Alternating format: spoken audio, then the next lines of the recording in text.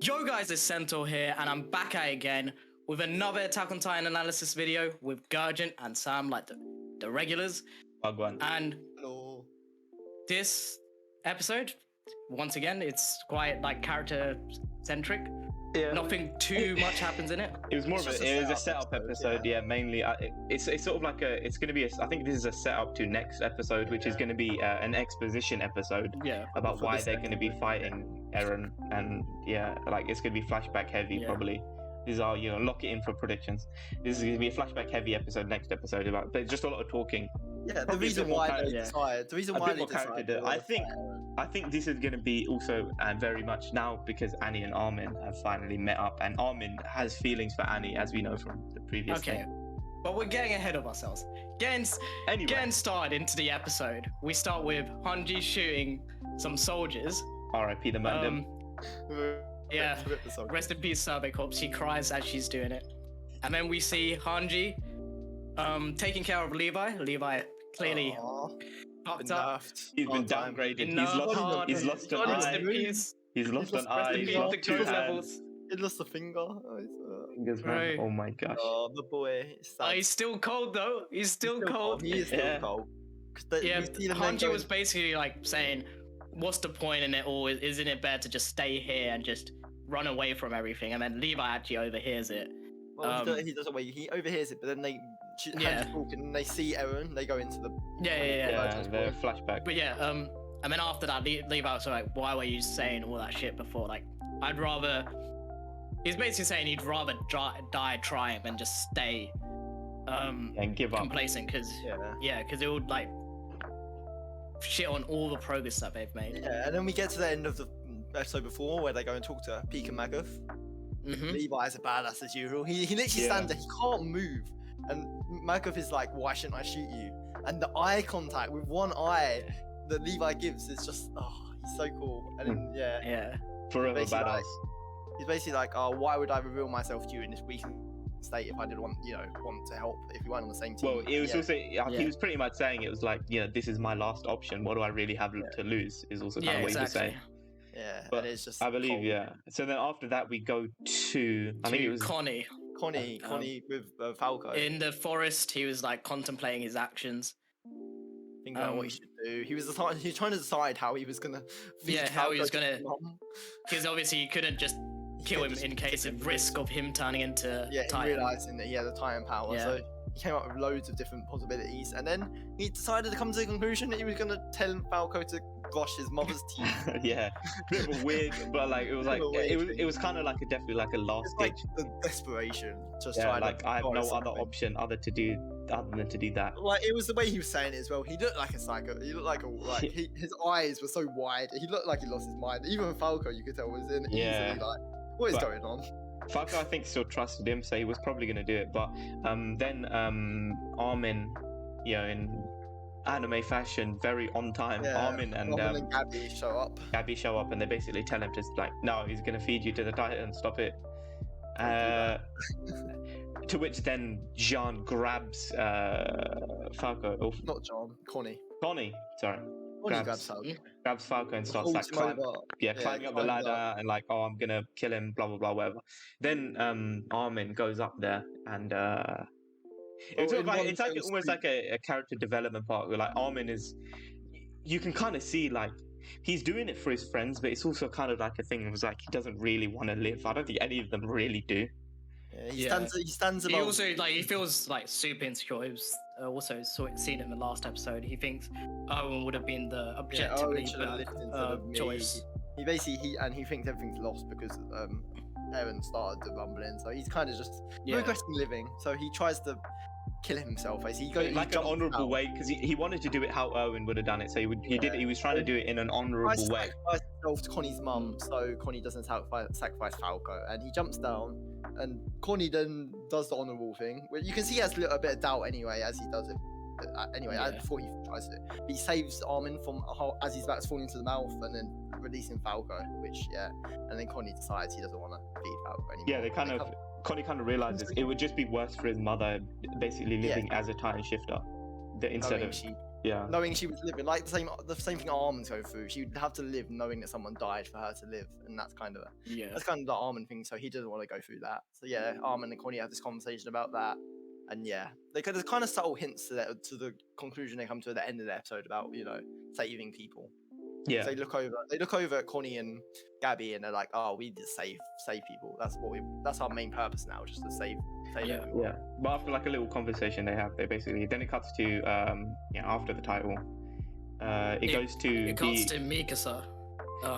Talking to the Scarf. hospital with the Scarf Girl. I don't remember. We probably know her name. Fucking don't remember. It's some random side character, like some random done out side character. She's dead now. And it's a quick thing to note is how she said the Scarf Girl says that Eren actually wanted her to throw away the scarf. Yeah, because last episode where we found out Mikasa went to look for her scarf and we realized it's missing. And we came to the conclusion, but behind the scenes, we think this is because of two reasons. One, because he wants Mikasa to think for herself, and also because he wants to in a sense, not just her, but also the rest of the Survey Corps. He wants to push them away so they don't blind his decisions. The scarf kind of acted as a visual representation of Mikasa doing things for clinging on to Eren. That's kind of what he came to. It kind of symbolizes her looking after him constantly, and that whole thing we came. So Eren kind of wanted that destroyed, as I think he just wants everyone to move on. Yeah, he's kind of pulling like a Sasuke or a Lelouch with the symbol of hatred thing a little bit, I guess you could say. He doesn't want anyone. He doesn't. He could be. To be fair, I shouldn't assume, but he could be doing that. Where it's he doesn't want anyone. He doesn't want anyone to feel almost guilty that they were friends with him or whatever, because he wants them to basically be if everybody hates me, they can't hate each other, which is kind of bad because people don't hate him. Yeah, but we'll see where that goes. But next we go over to Flock and John, and with all them, they have Yelena and is it on Youngpunk as well? Yeah. Yelena and Yonkapunk on the roof. On their knees, Flock's holding the gun to the back of Yelena's head, pretty much saying, "Oh, she was gonna betray all of us. She's gonna betray the Jaegerists, blah blah blah. She was loyal to Zeke." And and the funny thing is, the Jaegerists were riding her on. Right? No, not riding Flock on, saying shoot. Yeah. And he's wait. Bitches up. And then he passes it on to Jean, saying to shoot on Yonkapunk. You should kill on Yonkapunk, which just shows he's a bitch, bro. He's he's not about it. He's not a leader. He's not a leader. He's a follower. He's putting on a masquerade. It's a whole facade, bro. Follower this guy, and also it's but John sort of has this I guess you could say before that on Yonkapunk kind of has this conversation where he's not conversation, just saying his final feelings. I guess he'd rather die than live with all of these people. Yeah, which it's because what they're doing was they were saying oh, you need to submit to us, but that what they're doing is exactly what Marley were doing to them. He even said can't you guys see out of all people, can't you guys see what you are doing? But this is wrong, and he's not wrong. I mean, so there's a moment where Jean, we think Jean might actually shoot him, and it cuts away, and we hear 4 shots, which we're not really sure. I thought Jean was gonna blam fucking Flop. Yeah, Flop. Yeah, I thought he was gonna blam Flop. I thought he was gonna blam Flop. No, we cut away, and then we cut back, and we see that he's just shot the floor 4 times. And then all of a sudden, Peak runs. And then it was a signal, for the Jaw Titan eats. Well, at first I wasn't sure what she was going to do because John pushes Flock out of the way, and I was like, I think that's more so he was just playing the part. He was but he pushes Flock out of the way, and then Peak as the Jaw Titan, John, on Yonkapunk and Yelena as well. Once again, Flock was like, "Where is Mikasa?" And then he deeps it, and it's like, "Where's Mikasa?" He's like, "Get Mikasa in." And then we cut to Mikasa, Armin, Gabby, Falco, and what's his name, Connie, all on their little carts, basically going out to essentially they've come to They say someone's watching them, which is. They look up to the window. We see this dark, shadowy thing behind the window, and they're like, "Oh, someone's watching us." But then they kind of just go, "Oh, quick move." They don't really think about it. But I think it could be what's the name of the commanding officer guy? What, Sanes? I think Gurgent's had a... We missed a scene. We missed Annie. She was on the cart as well. We missed that they met Annie before that. Oh, we missed the scene I don't like. Yeah, we missed the scene Yeah, that was quite. Whoops.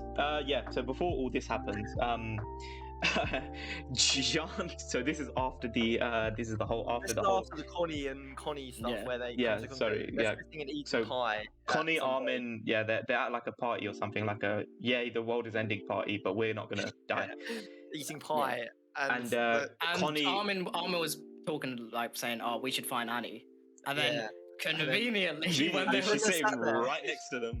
stuffing her face with pie, and she just looks at them and doesn't say a word. And they just stare at her for a moment, and then Connie starts laughs laughing at her for eating pie with Connie, and then that is the end of the scene. Yeah, that's So what what I've seen pretty much. What a great way to introduce Annie back into the. It was. I think I Sam genuinely really think it was doesn't just like a, it.